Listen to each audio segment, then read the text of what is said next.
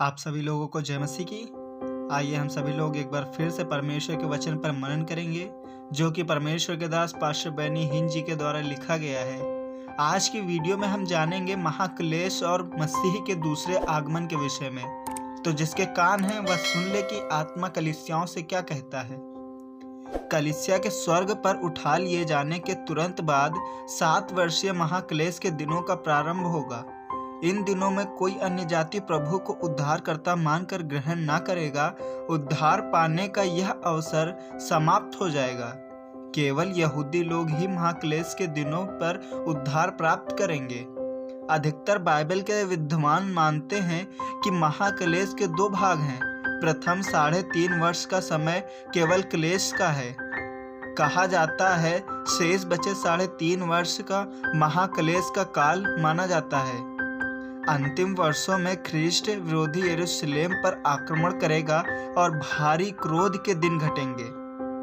इन 7 वर्षों के पश्चात यीशु के द्वितीय आगमन होगा। प्रभु यीशु स्वर्ग से संतों के साथ उतरेंगे।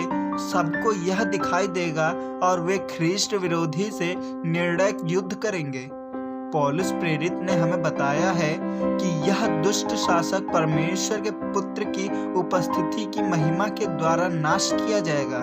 दूसरा थिस्सलुनीकियों उसका 2 अध्याय उसकी 8वीं आयत में लिखा है, तब वह अधर्मी प्रकट होगा जिसे प्रभु यीशु अपने मुंह की फूंक से मार डालेगा और अपने आगमन के तेज से भस्म करेगा। इन बातों के बाद मसीह का 70 वर्षीय राज्य पृथ्वी पर स्थापित होगा।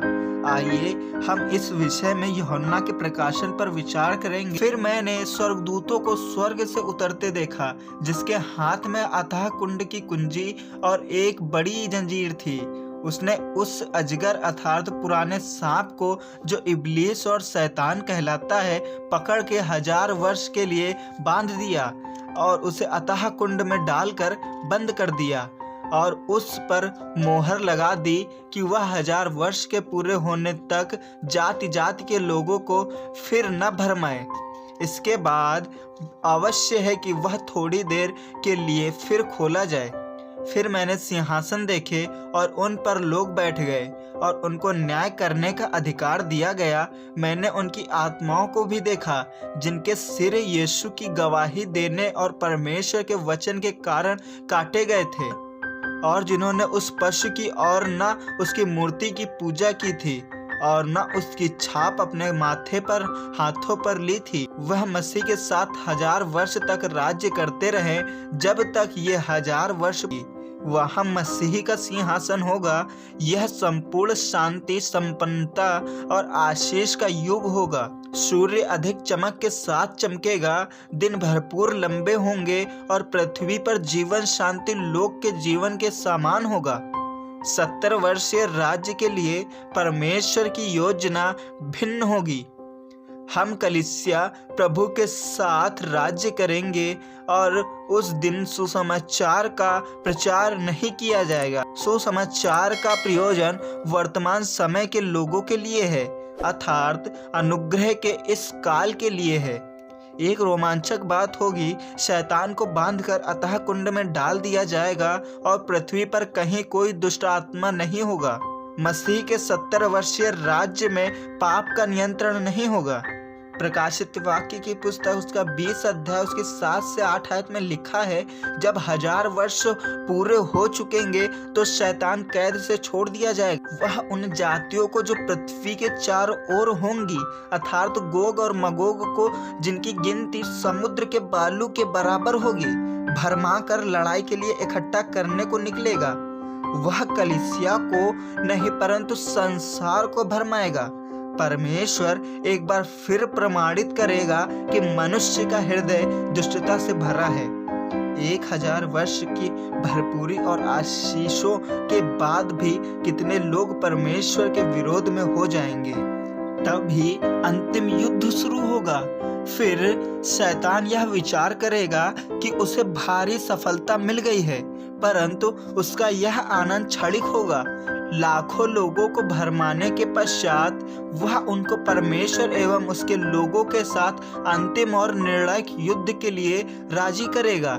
समस्त संसार से दुष्ट की सेनाएं परमेश्वर के पवित्र नगर पर आक्रमण करेंगी, परंतु जब वे घेराबंदी करेंगे, स्वर्ग से आग गिरेगी और उन सबको भस्म कर देगी।